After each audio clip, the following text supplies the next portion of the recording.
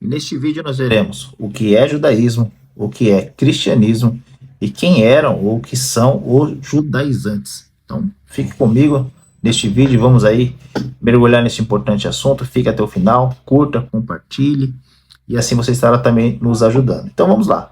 Judaísmo, cristianismo e judaizantes são três itens, pontos muito importantes que nós precisamos entender para ter uma melhor compreensão a respeito do cristianismo, ou a respeito dessa prática do judaísmo, do cristianismo e dos judaizantes. Então, o que é judaísmo? O judaísmo é uma religião monoteísta, ou seja, tem apenas um Deus, esse Deus é Jeová, e é uma das religiões mais antigas do mundo. Nós vamos ver daqui a pouquinho a origem, como nasceu o judaísmo, a partir de quem surgiu o judaísmo e o porquê deste nome judaísmo. Baseada na crença de um único Deus, na observância das leis, de ritos, de mandamentos descritos na Torá, os 10 mandamentos. A partir dos 10 mandamentos nós temos outros mandamentos, outras leis, que vai compor todo o sistema judaico de ritos, de circuncisão, de cerimoniais, de tudo que eles fazem, baseado na lei. Além de ser uma religião, o judaísmo também é uma identidade cultural e étnica, porque pertence a um povo. O judaísmo também é cultura, faz parte das tradições de um povo, faz parte daquilo que um povo desenvolveu ao longo dos anos. Então, o judaísmo envolve não apenas leis e mandamentos, mas também envolve cultura e étnico, porque pertence a um povo, ao povo de Israel, ao povo judeu. A origem do judaísmo. O judaísmo ele nasce com a chamada de Deus a Abraão, quando Deus chama Abraão e promete fazer de Abraão uma grande nação. Então, o judaísmo remonta a cerca de 4.000 anos antes de Cristo, começando com Abraão, lá em Gênesis 12, versículo 1 ao 3, nós vamos ver ali Deus chamando Abraão e falando a Abraão, prometendo a Abraão que faria dele uma grande nação, e através dessa nação Deus iria então se manifestar ou se fazer conhecido, tá? Então depois nós veremos em Gênesis 17, Deus faz um pacto com Abraão, Gênesis 17, de 9 a 11, onde ele institui a circuncisão, que é um dos pontos mais altos do judaísmo, a circuncisão. Por quê? Porque a circuncisão iria identificar as pessoas que faziam parte do povo de Deus, os homens que faziam parte do povo de Deus. A circuncisão é um sinal da aliança entre Deus e Abraão, tornando-se um marco na identidade judaica. Então, a partir daquele ato da circuncisão, todo o homem que nascesse na casa de Abraão, ou da família de Abraão, iria ser identificado como um israelita, tá? Depois, em Gênesis 26, do 3 ao 4, Deus vai reafirmar as promessas que fez a Abraão a Isaac, o filho de Abraão. E depois, em Gênesis 28, Deus vai reafirmar as promessas feitas a Abraão a Jacó, o filho de Isaac. Então, os 3 patriarcas, Abraão, Isaac e Jacó, recebem de Deus a mesma promessa, de fazer, que Deus iria fazer através deles, um povo exclusivo, um povo separado, um povo que seria chamado pelo seu nome, e esse povo teria uma identidade única, uma marca única, né? Em Êxodo, e aí passando o tempo, em Êxodo 3, do 7 ao 8, nós vamos ver que o povo está no Egito, e o povo então agora é liberto do Egito através de Moisés, e esse evento do Êxodo é um evento central no judaísmo, representando a libertação divina e o estabelecimento de Israel como um povo. Então agora o povo deixa de ser nômade, deixa de ser tribos e passa a tomar forma de uma nação. Então o povo de Israel agora passa a tomar forma de uma nação. Nós vamos ver o seguinte: por que judaísmo? Porque quando Abraão tem por filho Isaac, depois tem por filho Jacó, Jacó tem 12 filhos, um desses filhos se chama Judá. Então, da tribo de Judá vem os judeus. Porém, depois do exílio, depois que Israel é feito cativo, quando eles voltam da Babilônia, o nome Israel, ou o nome judeu, passa a ser o nome que denomina todo israelita. Então, toda a nação de Israel passa a ser conhecida por judeu. Então, todo o sistema que sai deste povo é chamado de judaísmo. Toda a lei, todo o rito, toda a tradição, toda a cultura que vem desse povo agora é chamada de judaísmo. Em Êxodo 19, 5 e 6, nós lemos o seguinte: Agora, pois, se diligentemente ouvirdes a minha voz e guardardes a minha aliança, então sereis a minha propriedade peculiar entre todas as nações ou entre todos os povos da terra. Porque toda a terra é minha, e vós me sereis um reino de sacerdote, uma nação santa. Então, quando o povo de Israel sai do Egito, sai cativo do Egito, são libertos do Egito, Deus faz um pacto com eles no deserto, dizendo que se eles obedecessem às leis, os mandamentos, tudo aquilo que o Senhor estava ordenando a eles através dos 10 mandamentos e das demais leis, eles seriam para Deus um povo especial, separado, escolhido. Em Êxodo 20, do 1 ao 17, nós vamos ver os 10 mandamentos como parte das demais leis, como a base para as demais leis, e os 10 mandamentos são a base ética e espiritual do judaísmo. Então, todo o sistema do judaísmo é baseado em leis, em rituais, em mandamentos, tá? E esses mandamentos é que vai dar base a todo o corpo de judaísmo, se assim podemos dizer, com as tradições, com a circuncisão, com a guarda dos sábados, com as festas, tudo vem das leis.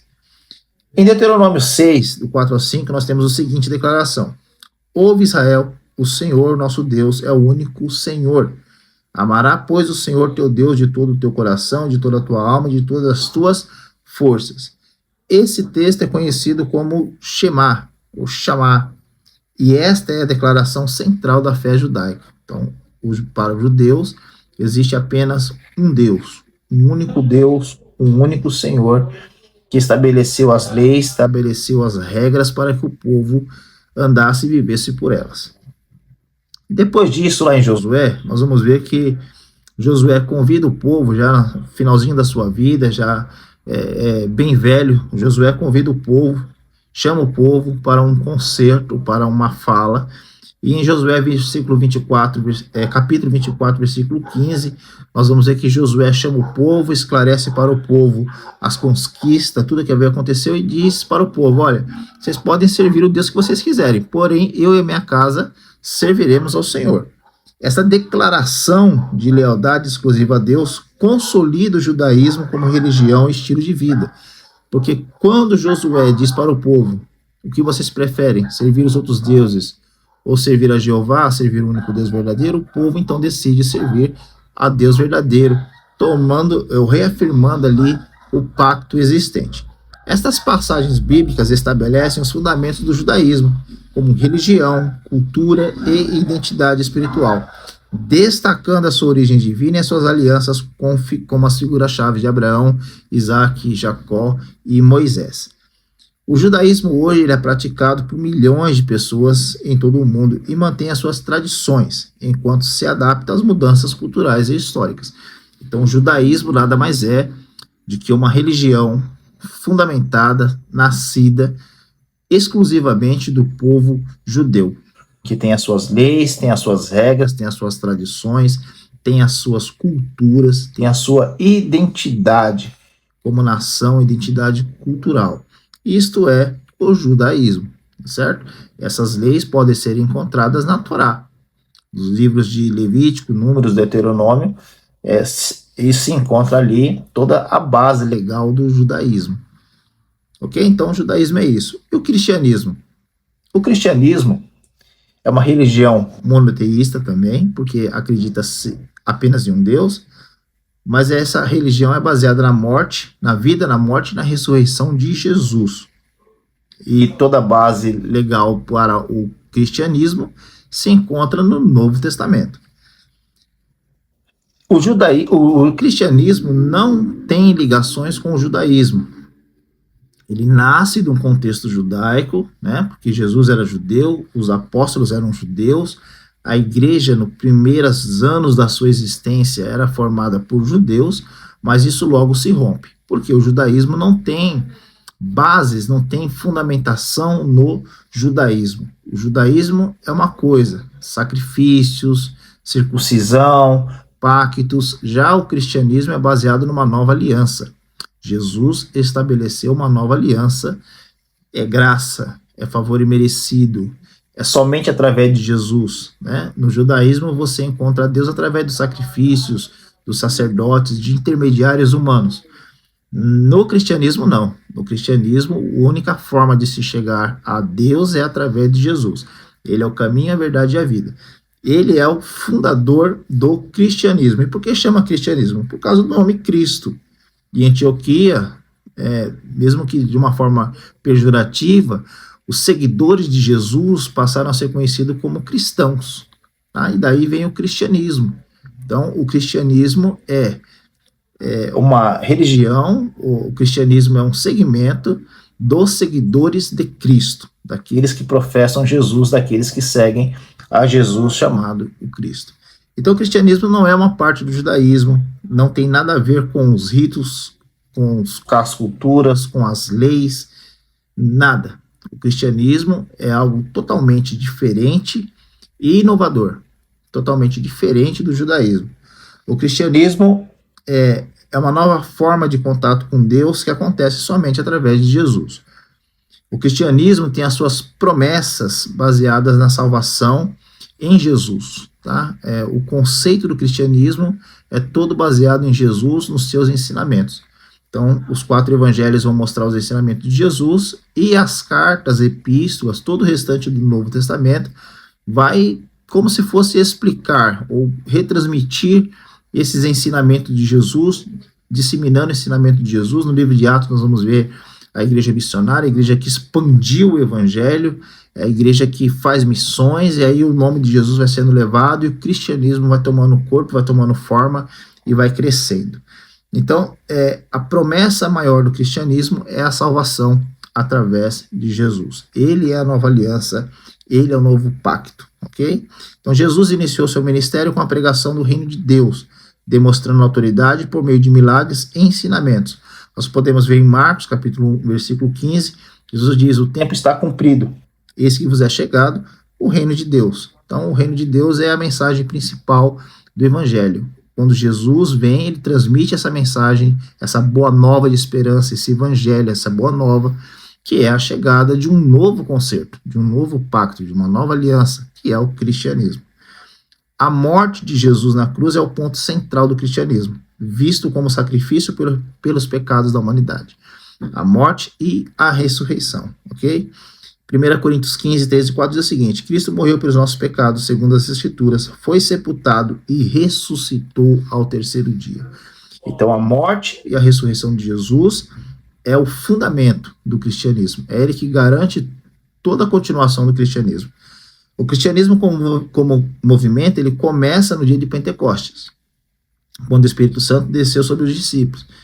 Lembre-se que Jesus ordena os discípulos a ficarem em Jerusalém, até que do alto fossem revestidos do poder, e a partir daquele momento, então, é que os discípulos passam a ser as testemunhas vivas, ativas, ousadas da ressurreição de Jesus. E aí eles começam anunciando o evangelho. Então, Jesus morre, ressuscita, os discípulos ficam em Jerusalém, são batizados com o Espírito Santo, a partir daí eles começam a propagar o evangelho então toma forma, começa a ser expandido e evangelizado e pregado em todo o mundo.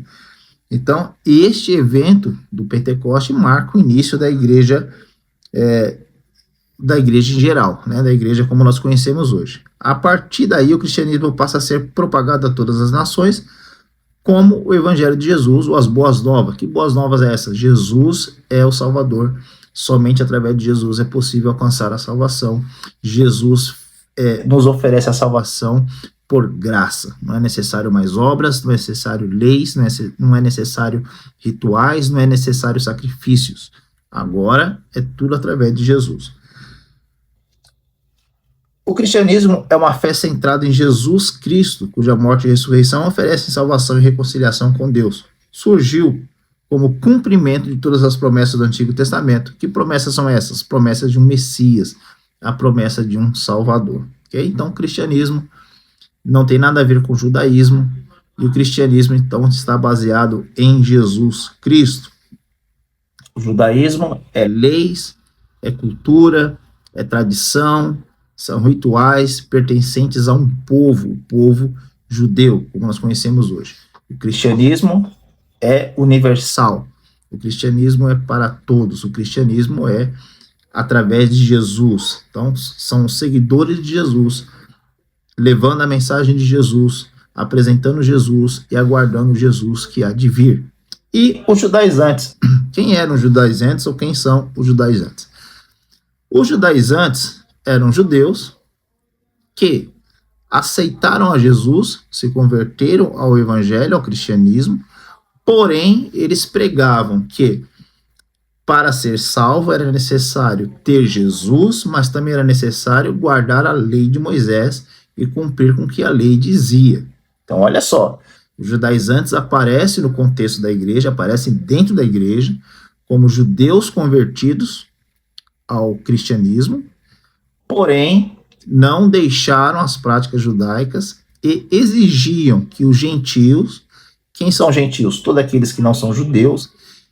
Os judaizantes, judeus convertidos, exigiam que os gentios cumprissem as leis de Moisés para que pudessem ser salvos, incluindo a circuncisão, a guarda do sábado, as festas, toda a lei. Então, o gentio, aquele que não era judeu, tinha que cumprir com a lei para poder seguir, continuar com obter a salvação, ou ter a salvação.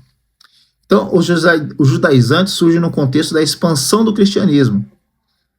Inicialmente, o cristianismo era predominante judaico, né? Nós vimos agora há pouco que a igreja, durante alguns anos, no começo dos anos, era exclusivamente de judeus, mas depois essa mensagem começa a ser transmitida e os gentios, aqueles que não são judeus, começam então a aceitar a Jesus.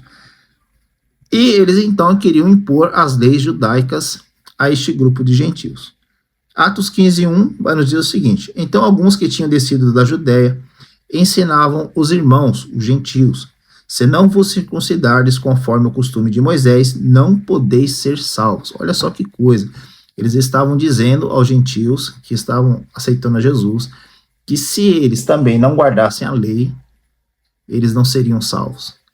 Sendo que Jesus ensinou que a salvação é pela graça, somente através de Jesus. Não tem leis, não tem sacrifício humano, não tem obras humanas. Aliás, as obras é um resultado da salvação.